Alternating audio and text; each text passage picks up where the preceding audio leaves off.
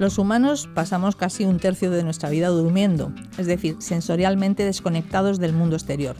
Y mientras estamos dormidos, el cerebro construye imágenes, narraciones, emociones que al despertar normalmente olvidamos o recordamos con dificultad. Todos tenemos este tipo de experiencias subjetivas que la neurociencia y la psicología intentan explicar. Todos soñamos.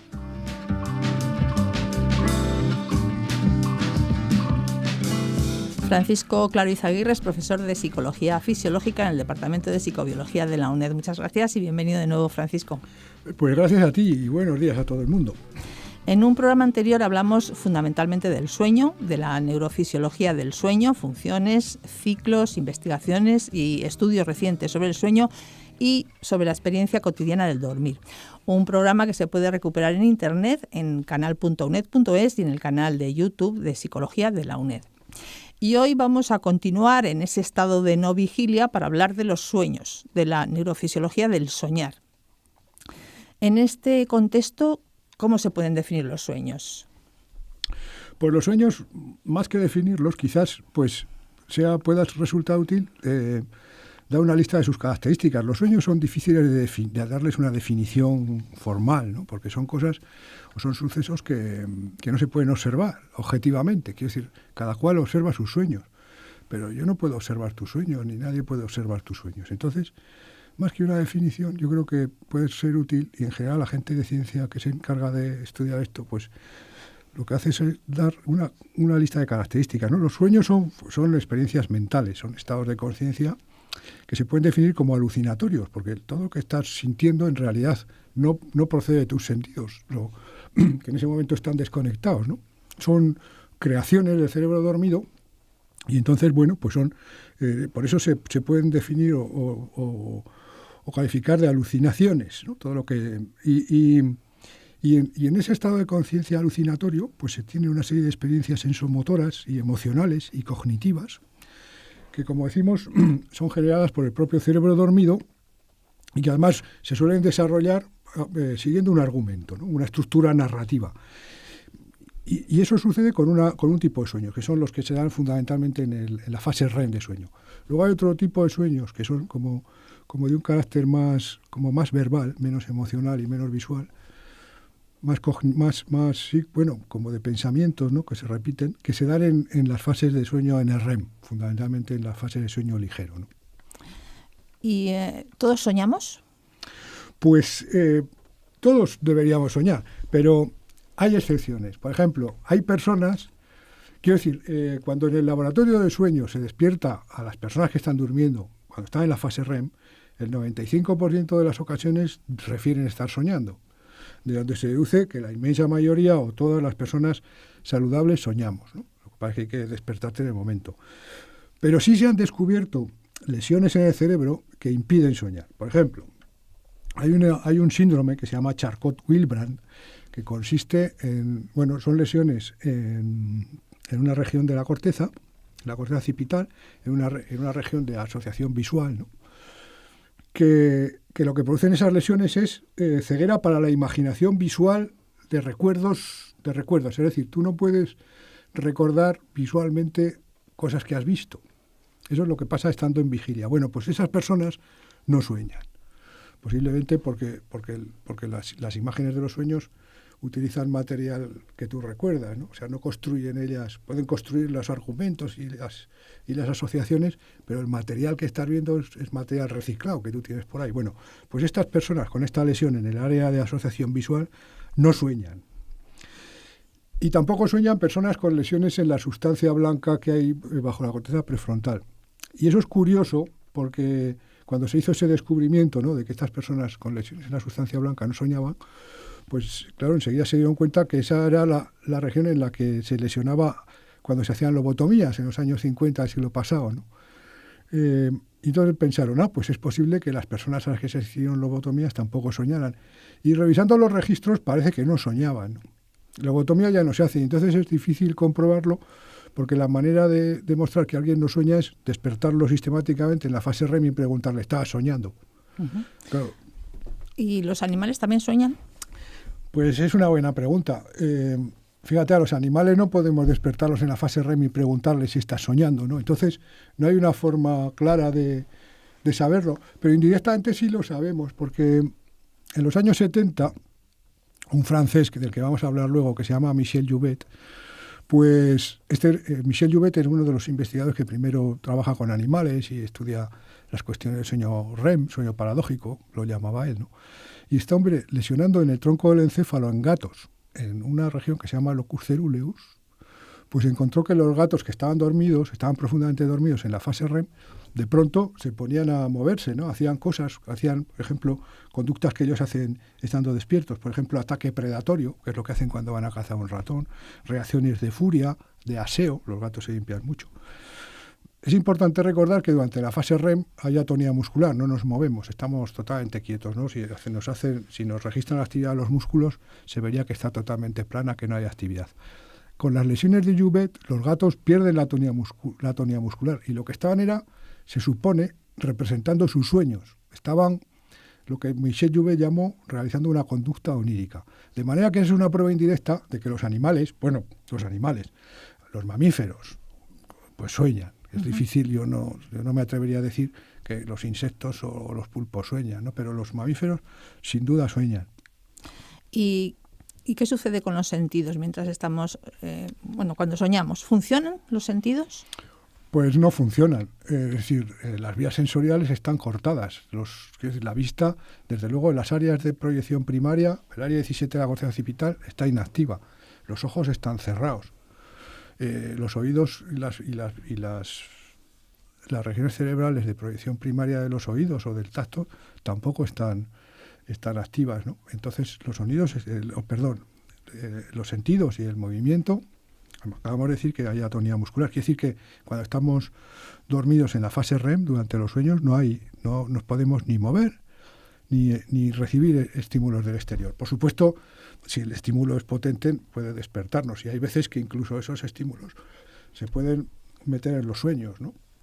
Sí, porque esas narraciones que hacemos, lo que vemos, lo que estamos sintiendo en ese momento, lo que es un sueño para nosotros, entonces, ¿cómo se produce? Se produce porque es la actividad del cerebro en regiones que no son directamente proceden de los sentidos, son áreas de asociación en las que se construye luego ya el mundo, ¿no? Pero no proceden de información exterior, son construcciones que hace el cerebro utilizando materiales que no vienen de fuera. Son con recuerdos que tiene y... Actividades intrínsecas del cerebro. Pues son actividades del cerebro dormido, que pasan cuando está dormido. Y además hay regiones del cerebro que están activadas y otras que están desactivadas. Quiere decir que la experiencia de soñar no es como la experiencia de estar despierto. Claramente, pasan cosas distintas. Podemos hablar de eso, imagino, a lo largo del programa. Efectivamente, es lo que te iba a preguntar. ¿Cómo soñamos? ¿Qué elaboramos en ese sueño? ¿Por qué soñamos cosas inconexas, raras, que no tienen sentido? ¿O no? ¿O al revés? Pues soñamos, o sea, el mundo onírico, por así decirlo, tiene esas características que tiene, fundamentalmente, o desde la neurociencia se explica, por las partes del cerebro que están funcionando. Es decir, ¿qué regiones del cerebro funcionan durante la fase REM? Pues está funcionando el tronco del encéfalo, está funcionando una parte del tálamo, está funcionando algunas partes de la corteza posterior, no está funcionando la corteza frontal, no están funcionando las cortezas de proyección primaria sensorial, lo que te decía hace un momento, ¿no? La corteza visual primaria no está funcionando, el área 17, donde proyecta directamente la información que llega de los ojos.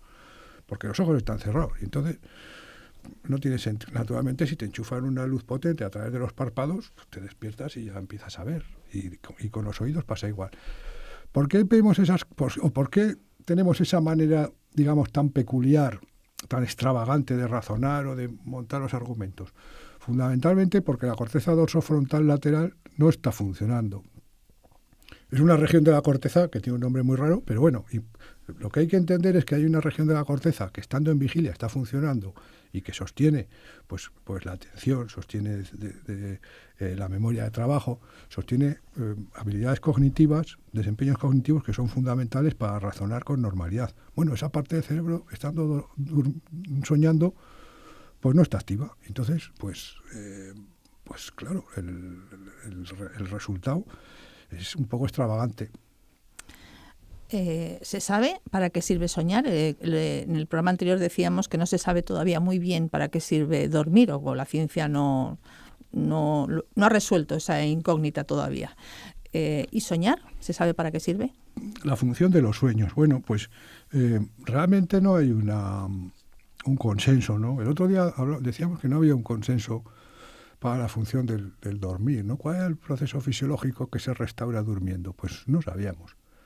Hay muchas hipótesis y hay cosas muy interesantes, ¿no? Pero un proceso universal, además, para que sirviera para todos los animales que duermen, pues no, en este momento no se conoce. Y con el soñar, pues pasa igual. Quiero decir, no hay un consenso. ¿Para qué sirve soñar? Bueno, pues hay personas científicos que han dedicado su vida a estudiar esto, que opinan que quizás no sirve para nada, ¿no? O sea, que es un epifenómeno de la actividad cerebral mientras estás durmiendo, que lo importante es la actividad cerebral durante la fase REM, que esa actividad pues seguramente cumpla una función, aunque no sabemos cuál es, y que como resultado de esa actividad pues hay una cuestión colateral, ¿no? Que es lo que es un epifenómeno, que consiste en que se tiene una experiencia mental que es alucinatoria, ¿no? Y que como estás desconectado del mundo, pues tampoco te pone en principio en peligro. Naturalmente, pues esa es una posición extrema, ¿no? Hay otros científicos que tienen otra opinión. La que más influencia ha tenido en la cultura de Occidente es sin duda el punto de vista de Freud, ¿no? En la interpretación de los sueños. Sí, luego hablaremos un poco de Freud, pero antes me gustaría saber qué explicación tiene, en este contexto que estamos hablando, el hecho de que podamos soñar diferentes personas lo mismo, que haya sueños como recurrentes. Por ejemplo, yo qué sé, caerse por el hueco de un ascensor, pues eso parece ser que lo sueñan personas diferentes. Sí, de todas formas, fíjate, ahí hemos dicho al principio que estudiar los sueños es difícil, ¿no? Porque no es algo objetivo, cada uno ve sus sueños. La manera de estudiar los sueños, aparte del electroencefalógrafo, que es el que te dice cuando está la persona en la fase REM y le despiertas, es pues contar lo que ha soñado y escribirlo, porque enseguida se olvida, ¿no? Entonces, una herramienta de trabajo de los estudiosos del sueño son las bases de datos de sueños, en los que personas, pues muchas veces porque ellas quieren, o voluntarios a los que se recluta, pues sistemáticamente cuentan sus sueños, ¿no? Los escriben por la mañana. Y entonces, luego se puede buscar en esas bases de datos y ver pues con qué frecuencia pues aparecen sueños de lo que sea, ¿no? De volar, de caerse en el vacío, como dices tú, de que te persiguen, etcétera. Bueno, y la persona que ha hecho este tipo de trabajo se llama William Domhoff, es un profesor de la Universidad de California, bueno, con una base de datos de más de 20.000 historias de sueño. Bueno, pues este hombre encuentra que no es tan frecuente esos tipos de sueños como el que tú mencionas, ¿no? De caerte en el vacío. Sí pasan, y hay personas que los tienen, ¿no? O que te persiguen, pero son con una frecuencia baja, menor del 1%.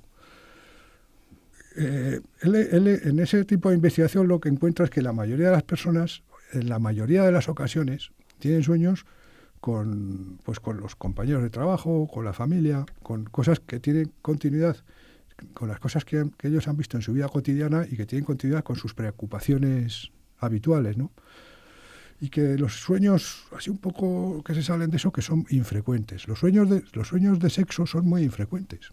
Parece que sobre todo desde la interpretación de los sueños de Freud, como que eso es una cosa recurrente en los sueños. Bueno, pues Domhoff encuentra que no, que en los varones es menos del 10% y en las señoras menos del 4% de sueños, y que tampoco son sueños de un alto contenido sexual, sino que son sueños a veces pues de que le das un beso a alguien o tienes un poco de flirteo. Esos son el tipo de sueños que suelen narrar la gente y con una frecuencia muy baja, comparado con la frecuencia de sueños con las personas normales, tus compañeros, tus amigos, tu familia, ¿no? Uh-huh. Otra característica que has mencionado antes es por qué no recordamos los sueños, por qué es muy difícil recordar. Eso es muy interesante. Pues por lo mismo que son tan extravagantes, por las regiones del cerebro que están funcionando cuando estamos soñando.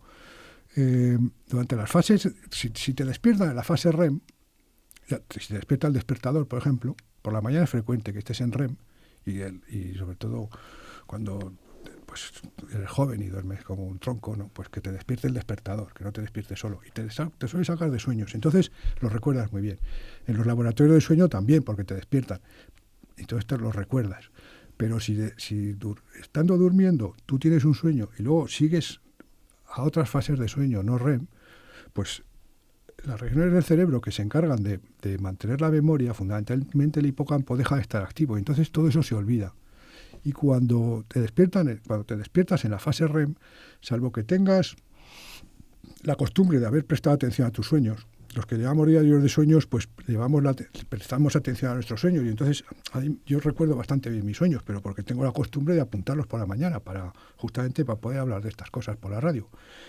Pues lo normal, si no haces eso, es que tus sueños se olviden enseguida, aunque te despiertes en pleno sueño. Es porque las regiones del cerebro que se encargan de registrar los recuerdos, las memorias, no están activos. O sea, cuando decimos yo no sueño, o esta noche no he soñado, o normalmente sueño muy poco, no es eso, simplemente es que no lo recordamos. Porque soñar, soñamos. Sí.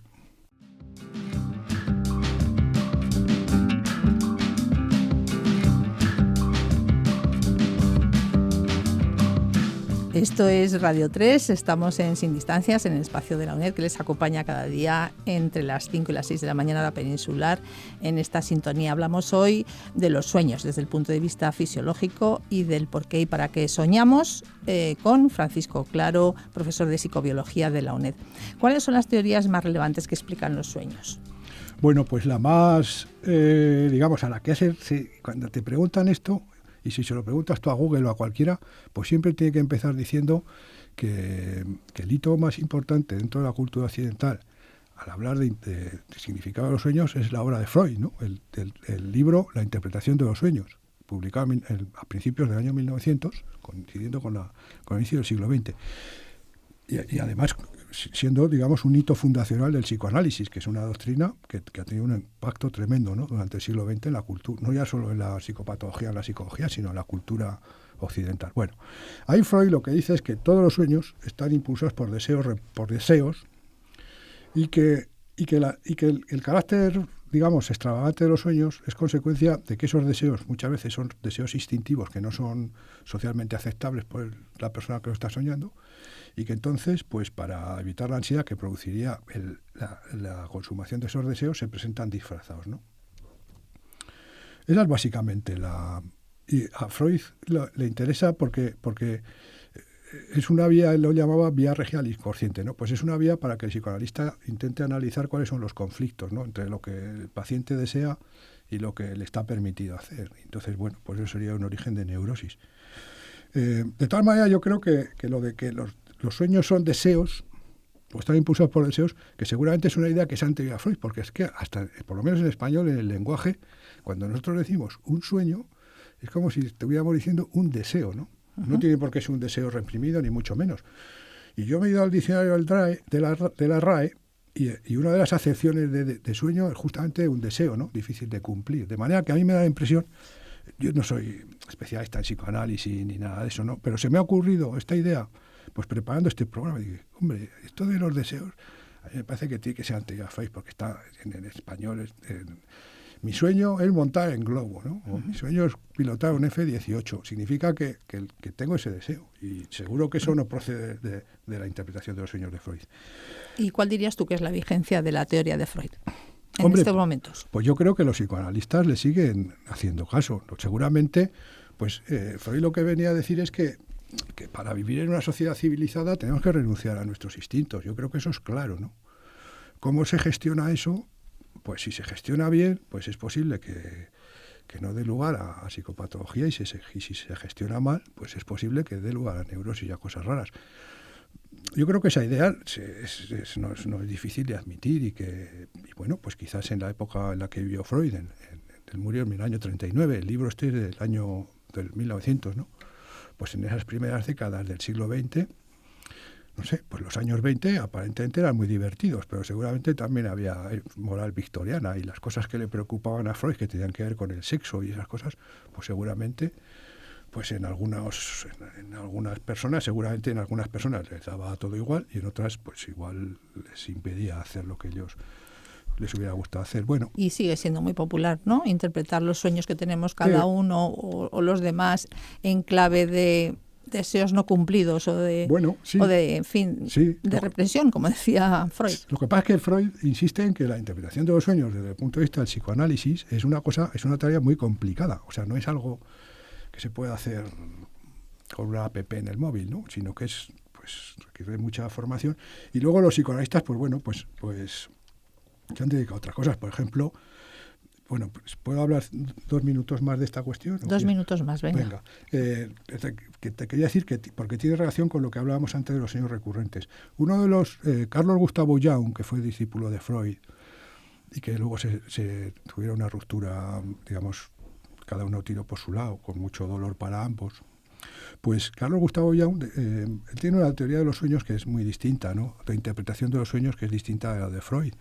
Y él dice que los sueños soñamos como arquetipos, ¿no? Que son como cuestiones que importan a toda la humanidad y que tienen una base, digamos, genética, hereditaria, ¿no? Y que más o menos a los humanos nos preocupan las mismas cosas y son las cosas que aparecen con más frecuencia en los sueños.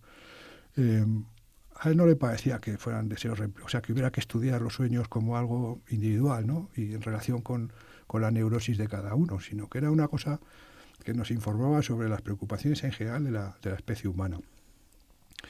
Bueno, pues eso es un punto de vista radicalmente distinto, ¿no? Del de Freud. Si Freud era un psicoanalista, Jung fundó lo que se llama la psicología analítica, ¿no? Bueno, hay también teorías más modernas de algunos neurocientíficos y psicólogos.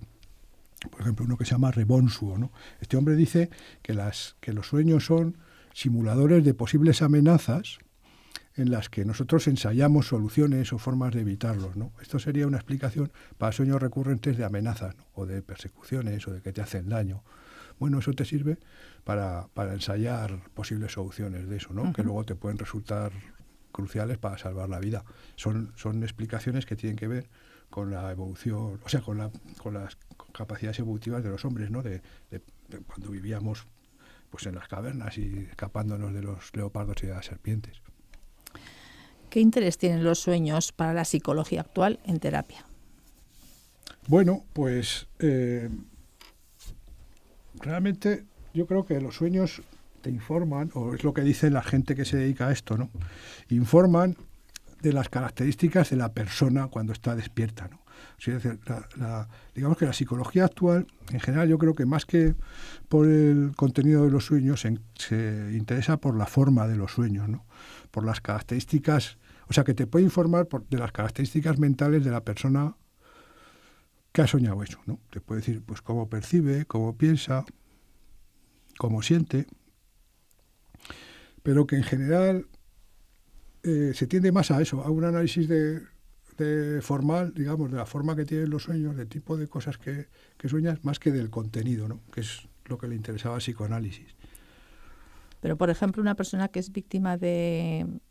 Bueno, que tiene un trastorno de estrés postraumático, por ejemplo, sí. Pues es bastante frecuente, ¿no? Que sueñe claro. Con lo que le ha causado ese trauma. Eso es distinto, sí. Eso son pesadillas recurrentes en personas con estrés postraumático, ¿no? O con personas que han sufrido pues violencia o han pasado mucho miedo, lo que sea. Eso sí, ahí se tratan las pesadillas, ¿no? Uh-huh. Los psicólogos tratan las pesadillas. Las pueden tratar y a veces las tratan directamente. A veces las pesadillas se producen por estrés postraumático, pero también se producen a veces en depresión, ansiedad, etcétera, ¿no? Y hay tratamientos para las pesadillas independientemente del trastorno fundamental que las está causando. Quiere decir que hay psicólogos que pueden tratar la pesadilla de una forma independiente a cómo se trate la depresión o se trate el estrés postraumático, ¿no? Uh-huh. Hay una terapia que es específica para las pesadillas que se llama terapia de ensayo en imaginación, ¿no? Terapia de ensayo en imaginación, con imaginación. Y se hace muy rápido, son 2 o 3 sesiones, y además se puede hacer en grupo, en las que digamos que lo que se hace básicamente es imaginar un sueño que sea diferente, estando despierto, ¿no? Estando despierto, el psicólogo te pide que imagines un sueño diferente de la pesadilla que tienes recurrentemente, y entonces, bueno, que lo imagines en varias ocasiones durante el día, Y bueno, el resultado es que la frecuencia de pesadillas baja significativamente, ¿no? Es eficaz esta terapia. Es eficaz. Bueno, ya hemos entrado, casi ya tenemos que ir terminando, pero en el capítulo de los trastornos del sueño, y me gustaría que nos comentaras cuando los sueños no son nada agradables, sino realmente una experiencia absolutamente desagradable, cuando son, como por ejemplo, las pesadillas, pero también con experiencias como el sonambulismo o los terrores nocturnos en niños. Sí, bueno, el sonambulismo y los terrores nocturnos se diferencian radicalmente de las pesadillas. Las pesadillas son ensueños en los que nos está pasando algo y la sensación que tenemos de angustia o de miedo va creciendo hasta que nos hace despertar, normalmente aterrorizados, ¿no? Y es algo muy desagradable que nos puede pues, alterar el ritmo de sueño, se puede meter en la vigilia y estar hasta las 12 de la mañana todavía asustados o pasando, en fin, preocupados. Mientras que los terrores nocturnos y el sonambulismo son parasomnias, pero de la fase NREM. Las pesadillas son de la fase REM, son sueños como los que hemos estado hablando todo el programa, pero muy desagradables. Pero nosotros estamos viviéndolos con intensidad y convencidos de que estamos allí y que nos está pasando. Mientras que los terrores nocturnos y el sonambulismo no son así. Los terrores nocturnos y el sonambulismo son conductas automáticas que se producen sin ser consciente para nada de lo que está pasando. Quiero decir, no son experiencias mentales, son conductas que son automáticas que se están generando sin participación de la corteza cerebral. Por eso, cuando el sonámbulo se despierta, no sabe lo que está haciendo y no tiene ninguna memoria de eso. Y los terrores nocturnos, vamos a recordarles a los radioescuchas lo que son para que los diferencien de las pesadillas. Los terrores nocturnos suceden sobre todo en niños.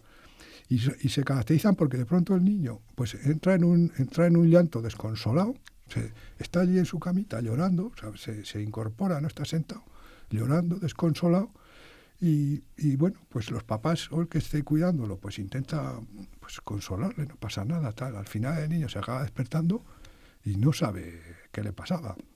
Su pena desaparece instantáneamente y estaba profundamente dormido. Cuando estas cosas se estudian con registros electroencefalográficos, se ve que están en las fases profundas de sueño, en las que desde luego no hay actividad consciente en la corteza cerebral, no están teniendo ninguna experiencia mental, no están viendo nada que los aterrorice. Son conductas automáticas, como la del sonambulismo, pues andas porque sabes andar, y estás llorando, pues como podías estar riéndote muerto de risa, pero no pasa con frecuencia esto otro, ¿no? Que se llama por eso terrores nocturnos. Pero no es algo que luego el niño se acuerde, que le dé miedo por el día, que le resulte desagradable volverse a dormir. Son episodios que luego van desapareciendo con la edad. Sí, terrores nocturnos en las personas adultas son muy raros que pasen. Sin embargo, sonambulismo sí pasa en adultos. No sé si hoy quieres entrar en el terreno de los mitos, aunque sea un minuto, sobre los sueños, que dan mucho de sí. Sí. Y, por ejemplo, bueno, contarnos si realmente hay mucha gente que cree que son premonitorios. Bueno, pues premonitorios, en el sentido de predecir, por ejemplo, la lotería, definitivamente no. Si nadie va a soñar, y si alguien sueña con el número de la lotería, pues que lo compre, porque no vaya a ser que toque y entonces sería terrible. Pero si hace una estadística de las veces que acierta y de las veces que falla, verá que acierta lo esperable por azar, ¿no? Ahora, pues Jung, del que hemos hablado hace un rato, pues él decía que los sueños sí podían ser premonitorios de acontecimientos importantes en la vida, ¿no? De la muerte, del matrimonio, del divorcio. Claro, no es que te estén anunciando que te vas a morir, sino que tu propio cuerpo tiene señales que están indicando que algo de eso puede pasar, ¿no? Quiero decir que no hay nada de magia. El futuro no se puede adivinar. El futuro es abierto y no hay constancia en la ciencia, desde luego, que nadie pueda adivinar el futuro. Pero sí puede haber señales que puedan hacer más probables determinadas cuestiones en tu vida que aparezcan en los sueños. Bueno, algo así defiende o explicaba Jung, ¿no? Pero quiero decir que el sentido de predecir el futuro claramente no. Sobre todo cuando son cuestiones aleatorias. Y por último, porque no nos queda ya más tiempo, ¿qué libro recomendarías para todos los interesados por seguir profundizando en estos temas? Bueno, pues no hay mucha bibliografía. Hay bastante bibliografía sobre sueño. casi toda en inglés. Y entonces, pero bueno, he encontrado un libro que puede ser interesante, de Michel Jouvet. Michel Jouvet es el que hemos hablado antes de la conducta onírica en animales, el que lesionaba a los gatos y veía cómo, estando soñando, interpretaban o ponían en acción lo que estaban soñando, ¿no? Es un francés, ha muerto recientemente, en el año 2017, ¿no? Y es uno de los pioneros del estudio del sueño, de la fisiología del sueño. Se escribe Michel, no como Michelle Obama, sino Michel es un hombre, M-I-C-E-L, Jouvet, J-O-U-V-E-T, Michel Jouvet. Uh-huh. Y tiene un libro que se llama El sueño y los sueños, ¿no? Muy fácil, del año 1998, en Fondo de Cultura Económica. Bueno, pues ese es un libro con garantía porque el que lo escribe sabe mucho. Yo no lo he leído, pero me lo voy a leer.